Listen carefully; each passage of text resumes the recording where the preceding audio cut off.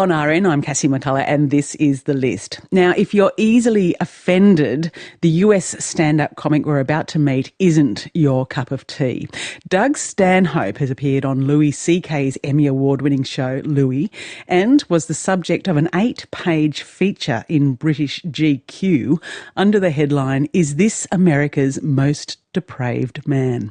He uses full frontal shock tactics to challenge his audiences and make political comments. His own website describes him as being vulgar, opinionated, brutally honest and shockingly uninhibited, and is certainly not for everyone.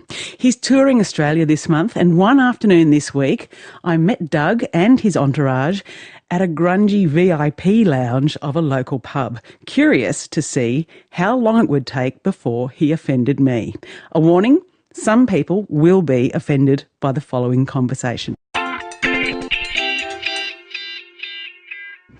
Doug Stanhope, I was checking you out online and I noticed that in just about every one of your videos you've got a beer, and either it was auto-suggestion, but I just thought, I want to talk to Doug in a pub. Why do you think I did that?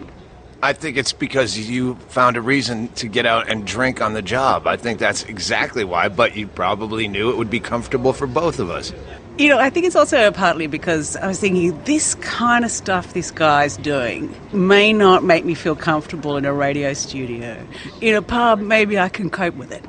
We were talking about that. The radio here, the UK and Australia so far, there's no, wacky zoo crew. The fact that you're even doing radio still. Radio is like an anachronism in the States where you hardly ever... Oh, come on. Well, no, the radio is kind of a dead thing over there in the States. They just don't listen to it. Everyone listens to either podcasts or satellite radio that's now fully uncensored and worth every penny, or just listening to their iPods. But it's also about what you talk about. You talk about what I consider some of the most deliberately controversial stuff. Now, shall I list a few off, or do you want to? You tell me. Okay, so you don't want to see men wearing pink at football games in the name of breast cancer, because you don't want to think about breast cancer while you're watching football. Yeah, and then that leads into a gratuitous 7-minute piece about interracial gay rape on the NFL field. So, but I mean, there was a point to it.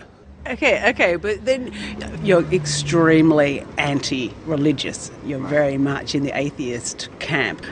You've said that abortion is green. Well, it is. It absolutely is. It's not an arguable point. All the problems come from the people.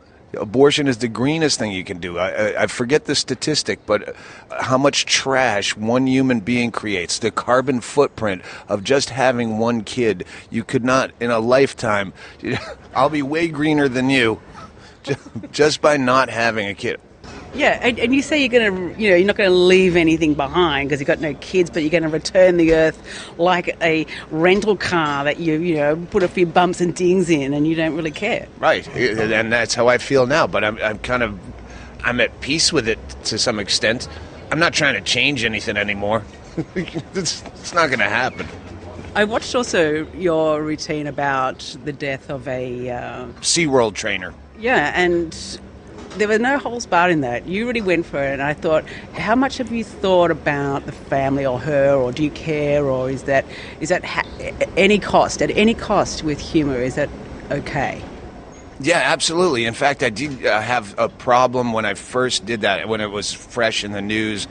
I was in that, I think it was Chicago. Someone said, you shouldn't do that because she's from this part. First of all, her family's not coming to a comedy club to grieve. So that's, if you're mourning your deceased kinfolk, you're not doing it at Zany's Comedy Club. Walk us through your argument there, because it is an interesting argument. With the argument? The SeaWorld defense. Yeah, well, it goes on and on in the bit, but yeah, animals are not there as your playthings. So if you want to keep them caged, for entertainment, if one of them eats you, I'm happy. I know that you've said that AA is a cult, and you've pretty much stripped out any sort of logical sequence in their argument in the 12 steps. Yeah, once you have God mentioned anywhere in something that's supposed to be a medical You lost me there. All of a sudden, you're a quack. Because the first step is that there is... Yo, don't worry. There's supposed to be crashing sounds. We're in a pub. With rooms for rent, by the way. The VIP lounge does have rooms for rent, the sign says. If you're a 16-year-old runaway and you want to get into pornography, fresh off the train, come to the VIP lounge. Sorry, you were in the middle of something. I was boring you about AA. Tell us about AA. Repeat your old bits. This is why I try to never interview comedians, you know. Yeah, you were saying that comedians are a tough interview, and I would assume it's because they're always trying to be on. But you said it's also because they sometimes just want to reveal horrible things about themselves. Because when they're off, they're really off. Yeah. You meet a lot of comics, and I think I'm becoming one of them.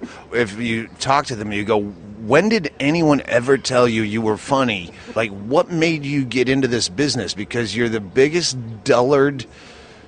You seem like a shoe salesman or an accountant until you go up there. Who is the funniest guy on stage that's the least funny off stage?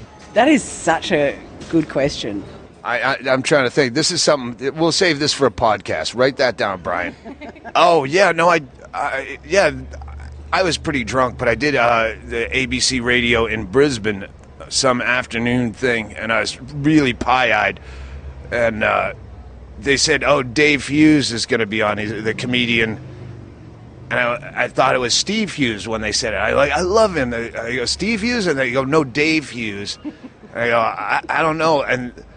And you had mentioned him, the promoter here, Alex, the guy that can't get laid to save his life on this tour. It's terrible. It's just a blinding shame. He swings and misses so hideously. Anyway, Alex said, well, he's a bogan comedian, and I don't know the word bogan. So I went in, and that's when they said, oh, Dave Hughes will be coming in. And I go, he's the bogan comedian? And the studio shuts down. Like, I just dropped the N-word or something. And I go, I don't know what that's what he was described as. And they said, well, you can ask him when he gets here. But he showed up. He just looked at me the whole time like I had just farted into his meal. Like, yes, I was drunk, and I was open about being drunk, but that's how I work. You don't look at me weird for it. It's like if you're a clown and you show up, what are you dressed up all? You got makeup on your face. Like, what are you doing? You're being unprofessional. Well, I'm a clown. That's what I do. I put on makeup and funny shoes. I work drunk. So don't look at me weird. It's quite ironic that you single out Dave Hughes as guilty of this phenomenon, because of all the Australian comedians, I think, he's probably the most himself off stage as he is on stage. It is just a kind of rolling shtick he has. I'm sure that, that's... I don't remember any shtick that he had other than staring at me like I was upsetting the balance of the planet by being on radio. He's also a non-drinker. He famously was a big drinker and then gave it up. Ooh, that's a problem. Yeah, I've seen many a guy go downhill. Nothing ruins careers worse than quitting drinking from being a heavy drinker. There's a lot of guys that just don't drink, and they're fine. And some guys quit, and they're fine. And some guys just turn... childbirth ruins comedians. He used to be... Female ones? No, male comedians. No, being female ruins female comedians. Having children... Having children ruins guys because all of a sudden they used to be fun like drinkers were. And hey, remember that crazy story I had about knifing a hooker? Well, I stopped doing that bit, and now I'm going to talk about how babies are like little drunk people. And you go, oh God, he's done. Why aren't women funny? Actually, there are some funny females. It's a lot of funny females. Maria Bamford, I would point out as one of the funniest. That no, you can't recant. You can't just recant on a list of the names of people who are funny. What is it that you think about female humour or women doing comedy that isn't as good as the guys? men develop humor as a way to meet women. Women don't have to be funny. It's not something you've naturally learned to do as a form of plumage. Because a guy that's not athletic or good looking like myself or has any musical talent like I don't, I developed comedy as I see this as a way that I can meet chicks. And that's why I started doing open mic. Because what do you do at 23? You try to get laid. And that's why people develop humor for the most part. And women never needed that. So it's a Darwinian thing then? It's about getting laid. You can be funny. I'm just saying it's something that you need to do.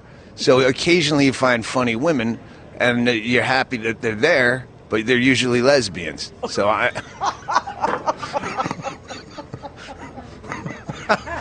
statistically, break it down. Oh yeah, lay the facts on it. Yeah, you go on the internet and go, all right, I want to poll my audience. Who are the funniest female comedians?